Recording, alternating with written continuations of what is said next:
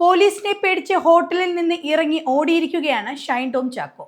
നടനായ ഷൈൻ ടോം ചാക്കോയുടെ മുറിയിൽ ലഹരി ഉപയോഗം നടക്കുന്നു എന്ന രഹസ്യ വിവരം ലഭിച്ചതിനെ തുടർന്നാണ് ഡാൻസ് ഓഫ് സംഘം കൊച്ചിയിലെ സ്വകാര്യ ഹോട്ടലിലെത്തിയത്. പോലീസ് സംഘം പരിശോധനയ്ക്ക് എത്തുന്നു എന്ന വിവരം അറിഞ്ഞതോടെയാണ് ഷൈൻ ഹോട്ടൽ മുറിയിൽ നിന്നും ഇറങ്ങി ഓടി രക്ഷപ്പെടുന്നത്. ഇന്നലെ രാത്രിയാണ് ഓപ്പറേഷൻ ഡി ഹണ്ടിന്റെ ഭാഗമായി പരിശോധന നടന്നത്.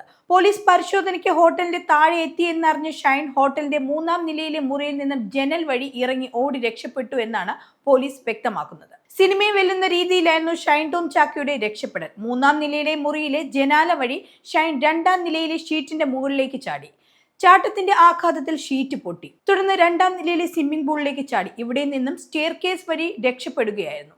ഇതിന്റെ CCTV ദൃശ്യങ്ങൾ പുറത്തു വന്നിട്ടുണ്ട്. ഡാൻസ് ഓഫ് സംഘം പരിശോധനയ്ക്ക് എത്തുമ്പോൾ മുർഷിദ് എന്ന ആളാണ് മുറിയിലുണ്ടായിരുന്നത്.